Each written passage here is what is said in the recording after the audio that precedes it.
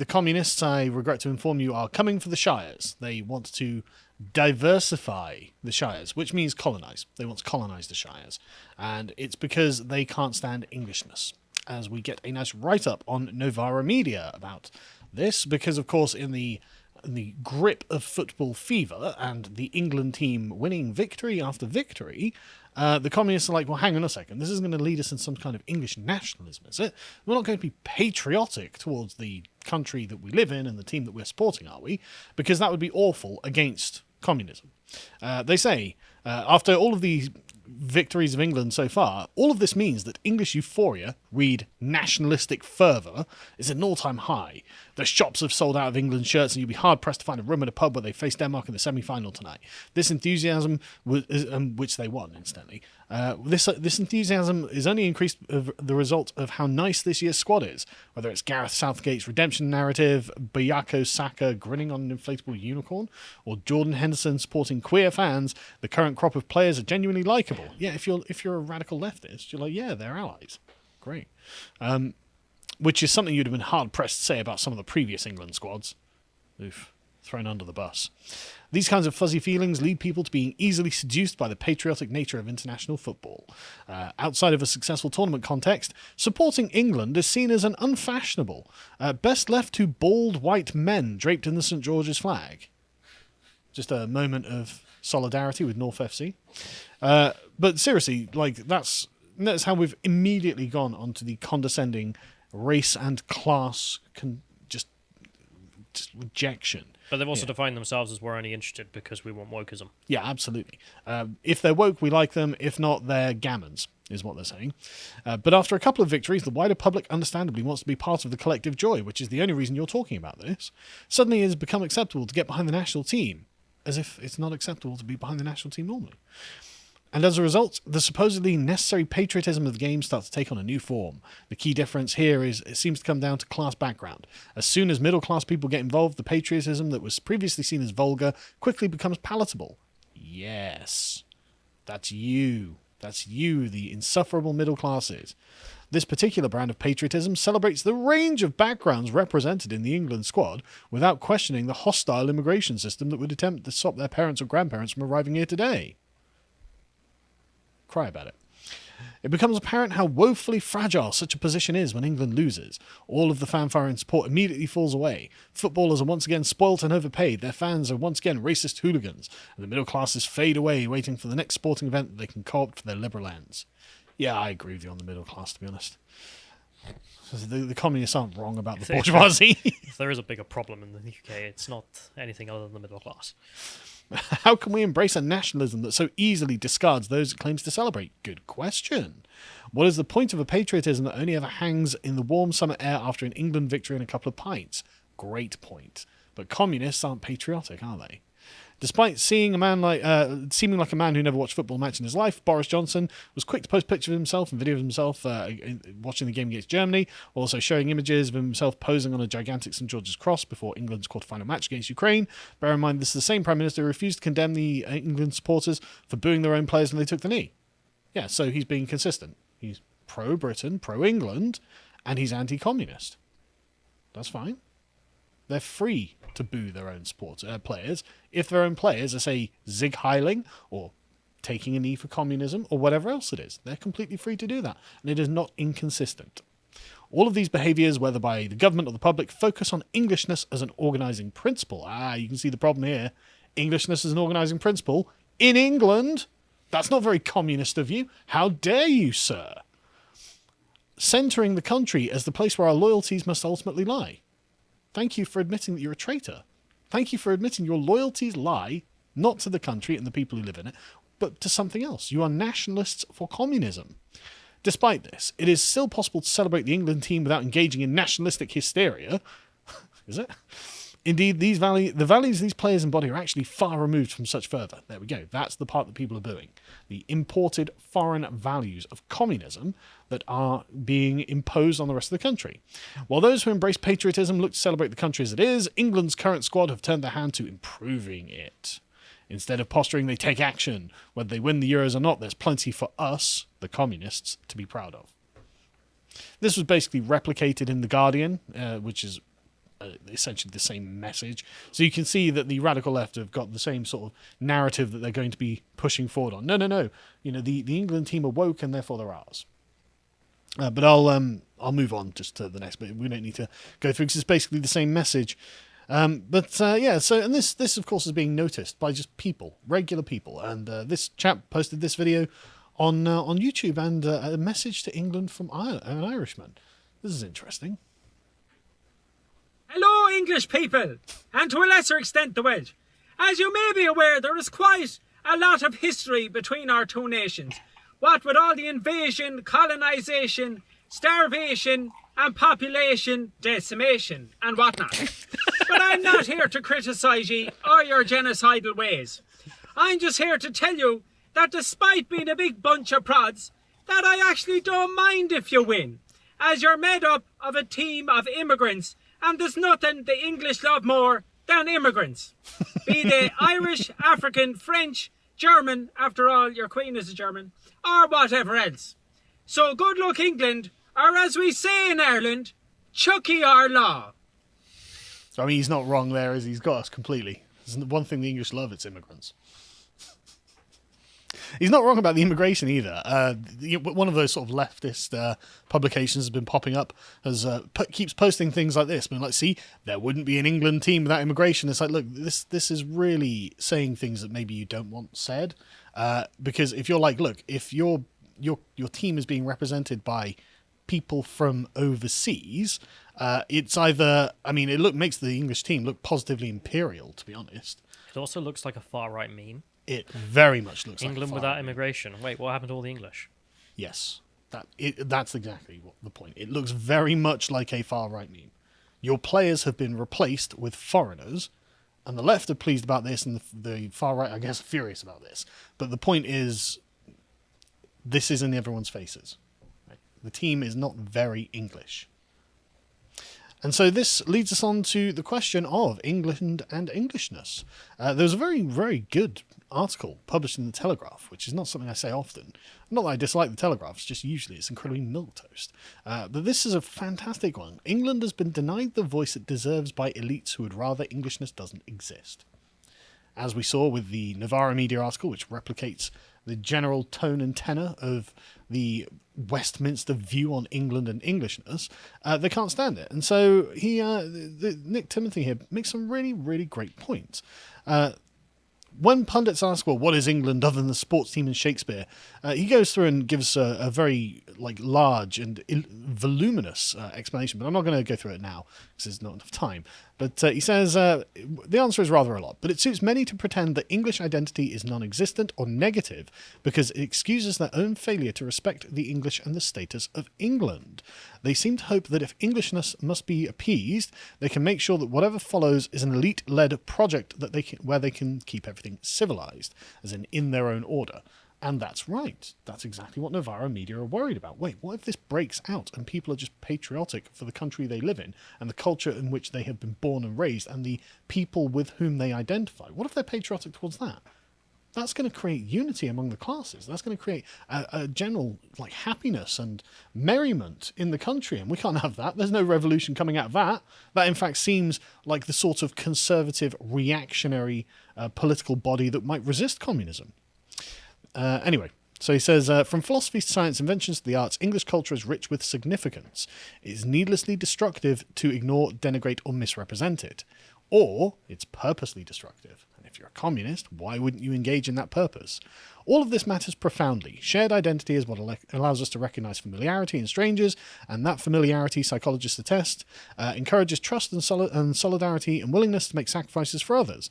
You and I might have never met, but we have a language, places, habits, customs, and shared history, culture, and stories to help us trust one another.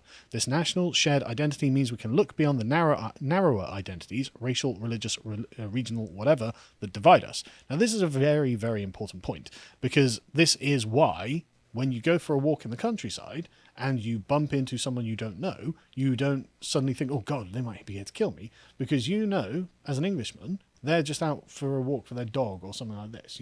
It's the shared assumptions that you have of the personal respect for one another, how you should treat one another, are embedded in what are local communities, and it's likely that it's going to be someone you know if it's someone in your local community that you bump into as you're walking. So this, or even if you don't, you say hello or good exactly, morning. exactly. And in the city, you don't. There are certain kinds of shibboleths, ways of knowing that the person is culturally compatible with yourself. They're on your side, effectively. You're all in it together. That's the basic theme of what is being said here, and it allows you to feel safe and secure and trusting of your environment. And this is what a high trust society looks like, where people have these shared values and actually care about like the quality of each other's lives.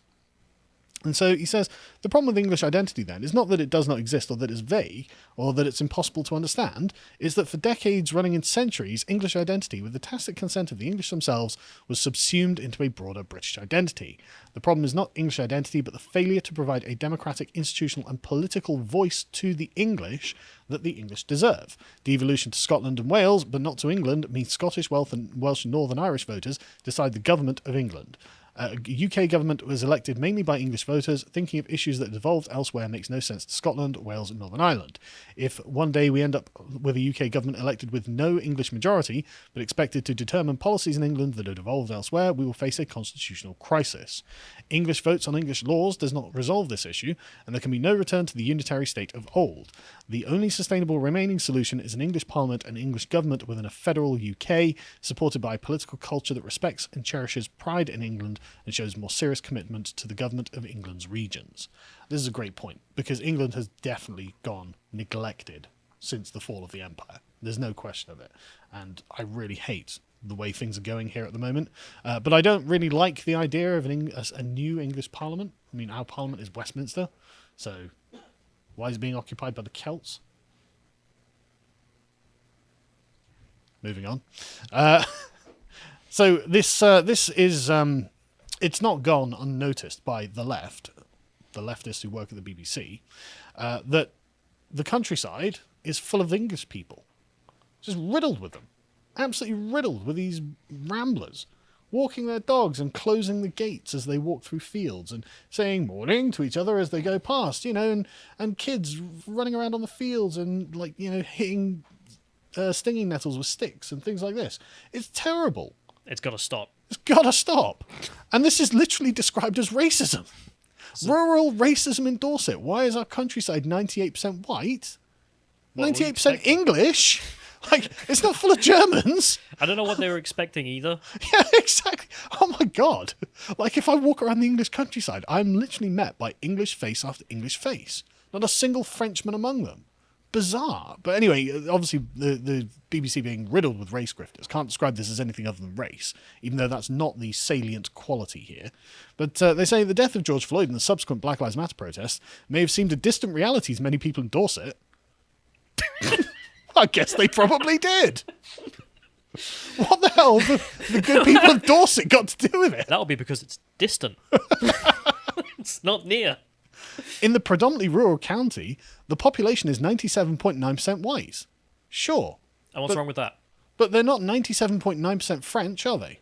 Or Spanish or Italian or all of the other places that I'm busy calling non-white. They're not... saying white doesn't mean they're full of Russians. It means they're full of the English. But also, what's the problem? Why'd you bring that up? Exactly. Why would it be a problem? Why does that cause you emotional harm? What's your bigotry? What is your bigotry that causes you that harm? Exactly. Are you not concerned about indigenous populations? Because that's what that is. If anyone's indigenous to anywhere, the English are indigenous to England. So why is that an issue? Why do you feel the need to colonise that, leftists at the BBC? But as some of the 2.1% who do not identify as white can testify, racism can be just as much of a problem in the countryside as it is in our cities. Oh God. Well, maybe you should. Also, that makes the city flee. sound awful. Yeah, I mean the cities are awful. Good God. But the racism in the multicultural cities is off the charts. They're like, yeah, the countryside's just as bad. They're like, right, okay, so the multicultural city and the area that's 99% white both have the same amount of racism, do they? So then we don't need to import people to end racism. That's not going to work. Why the hell do you live here? Why if I went to a country where I thought there was actually an anti-English animus, Pakistan, in Pakistan, right? And I was like, oh my God, everyone in Pakistan really hates the English. I wouldn't live there. I just wouldn't do it. I would think that would be a silly thing. I might find a country that was mostly English and live there. That would be sensible. But, of course, this isn't going to last forever, given the way things are going. Jag Patel moved to Gillingham 18 years ago with his wife, where they bought a newspaper shop and started a family. Mr. Patel, who now works as a taxi driver in the capital, can recount numerous incidents, including abuse shouted from people in passing cars, being stopped by a woman who openly asked, "Why did you come here? Why didn't you go to your own country and buy a shop?" What's wrong with that? Why didn't you? But it's a fair question as well. Yeah. Like, if I was in Spain and I'd brought a shop there, and the Spanish guy asked me that question, I'd be like, well, I want to be in Spain. Weather's better. Well, yeah, what was his answer? You know, like... I don't know, but I mean, That's not abuse. That's a perfectly poignant question to ask anyone who's not from the area. But the thing is, he's acting like there wasn't a community there. Like, he's just gone and imposed himself in this new community, and they're like, "Oh, why did you come here?" We should have an answer, surely. Yeah. I mean, why did you buy the house? Like, Because you like the local community is the easy answer. Yeah. I really like the area. The people seem really nice, and I'm looking forward to fitting in is the correct answer. Because then they'll be like, "Oh, right, okay then." Because that seems non-threatening and harmless. And that's you becoming a part of, integrated into the relational structure. Because one thing I think that the big city folk don't understand about the provincial country rubes is that there's someone nice to raise my kids, as John says. There's a very thick and old series of relationships that exists in local communities like this, and so anyone from the outside, anyone at all, gets looked at as if they're foreign. I mean, I've had this experience when I lived in Cornwall. I mean, I'm not, from Cornwall, and I obviously don't sound like I'm from Cornwall, and so when I walked into like a local corner shop, I would get literally the same questions. Why are you here? What are you doing here? that's fine. And that's fine because obviously, they have a local community that they want to make sure remains as it is. He said, coming from London, I wasn't used to anyone speaking to me in that way because I grew up in quite a multicultural area. Yeah, I bet you're amazed that someone could speak English at you.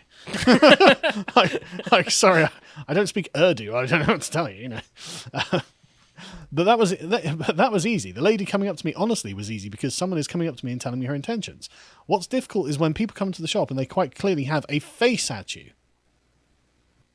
What does that mean? They have a face. All right. And it's at him. I'm sure you'll live. And he didn't like it, which is why he lived there. Criminologist and co-author of Rural Racism, Professor Neil Chakraborty, English patriot, no doubt, describes that face as covert racism. They say it to literally every foreigner. Honestly, going into a corner shop in Cornwall, like, I know what he's talking about. I know exactly what he's talking about. And it's not because they were racist against me. They just were like, "You're not from here. I don't know who you are. I don't know what your values are. I don't know whether you're about to rob my shop. I don't know anything about you." Unlike everyone else who comes in the shop who I know, because it's a local community. But anyway, this is a covert racism when it happens to a brown person, but when it happens to a white person, I guess it's not. He just said, "I know where you're going. You're going to work. We get a lot of carers down from London." So this is another point here where he says that the covert racism there of having a face put at you is that it leaves the victim not knowing if they've been discriminated against. It's like, right, but if they don't know if they're experiencing discrimination, why are we talking about racism? That's so weak. Yeah. I may have been discriminated against. How? I'm not sure. I feel it. Yeah, he gave me a face. Yeah. Okay. So this next story is from the Ghanaian lady. Right. So there's a Ghanaian lady who half said... Ghanaian, I should say. Half Ghanaian, sorry. I was the only person with brown skin in the countryside. Okay. What can be done about this? Anyway, she says she encounters someone and he said, "I know where you're going. You're going to work. We get a lot of carers down from London. They go off and look after people and they get back on the train to London." I said, "I'm just going home, actually. I'm a writer." He assumed, looking at the colour of my skin, that I was a care worker, and in his head, that's the only reason a black person could be at a train station in Dorchester. I think there are probably worse incidences. I mean... But also, there's not many black people there, so he thinks you're from London.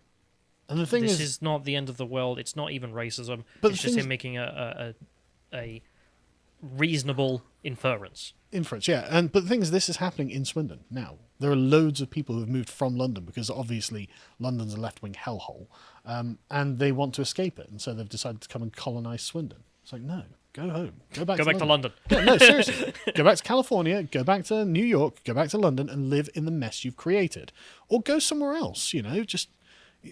Like, there are communities and people who live and want to have their lives uprooted by you guys coming in and going, oh, I don't like it here. You're not treating me the way I expected to be treated in London. You're not in London. Deal with it. Or leave. Anyway, it gives you a feeling of, oh, okay, people don't see me as belonging here because of the colour of my skin and the texture of my hair. No, they don't see you as belonging there because you're not from there. You don't belong there. You belong somewhere else. That's why. It's nothing to do with your skin colour. It's about the fact that you're foreign. And I know this firsthand because I was foreign to the places that I moved to as well. This is part of being a forces brat. You get to move everywhere and find out you're foreign everywhere.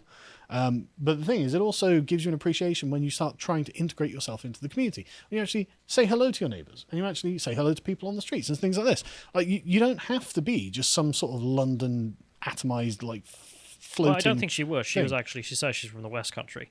But then it's the point of just being like, well, why do you not act like this is fine? Yeah. Like, why are you so surprised by this? But it's nothing to do with the colour of your skin and the texture of your hair. It's to do with the fact that you're not from there. This is my home in terms of my culture. I'm a white West Country person, but in my looks, I look like I'm from somewhere else. Right, okay, so, like, how is it they don't know who you are? If you're from there, how do they not know who you are? When you walk into a room and you're the only person of colour, you stand out. You feel different. I can't blend into the landscape around you. You just feel like everyone. But really, you just feel like everyone else. I'm British. Well, they're English. Why don't you feel English? Why aren't you acting English? Is it because you're race? But also the idea that you walk in somewhere and you're like, I'm the only brown person there. How horrible this experience has been for me. Have you ever been to Tower Hamlets? You ever been to Birmingham? Have you ever been to other parts of the country? If we can get the first image here, which is the next image there. This is Sajid Javid's school in Lancashire. But, being the only brown person in an area is the worst injustice someone can feel. In fact, it's so much an injustice that the BBC should write an article about it. This is nothing. Move on. Not interesting. Not interesting at all. So if we can go back to the article, there's just one more thing I thought was worth mentioning on here because we have time to wrap up. Oh, yeah. In which she says that we're talking about George Floyd again because why not, I guess. So if we see a black African-American man being killed at the hands of the police in America, it might feel as though it's got nothing to do with us. Nothing to do with Dorset, she said. It's because it don't. But actually, it was white men from Dorset and the West Country who left the area, travelled around the world, colonised other countries, set up plantations, enslaving people, and they were some of the first people who were instrumental in setting up the systems of white supremacy we see today. Oh, I'm glad we can pin white supremacy, plantation slavery, and all that onto Dorset. Yeah, the current people in Dorset, all their fault. Yep. So when George Floyd is killed by a cop in Ridiculous. America, that's Dorset's fault. And the people of Dorset aren't rising up, and that's their shame. How can you do this? This whole thing is ridiculous. But that was her again, where it's just like, look, the way you think is what makes me wonder whether people are confused about you fitting in, because you're insane. Yeah, I don't believe it. Because you live in these local communities, and just after a while they get used to. Remember the one we did about the 40-year-old journalist who moved down to some very rural area in Cornwall or something it was, and she's like, oh my god, they're acting like I'm a foreigner from somewhere else. You are. I mean, she got treated exactly the same way as that lady because you are. She was acting foreign. Yeah, to the area. Exactly. You're acting foreign. You're acting like it's weird that you're there, and that's because it kind of is. Why are you there? You're there to take advantage of the community they have set up, and you don't want to integrate yourself into that community and follow their values, follow their standards. You want to kind of impose your London-centric view on things. Well, in this case, the Yankee leftist view. Well, yeah, of blaming the people of Dorset for George Floyd's death. And slavery. Anyway. And segregation and everything else, presumably.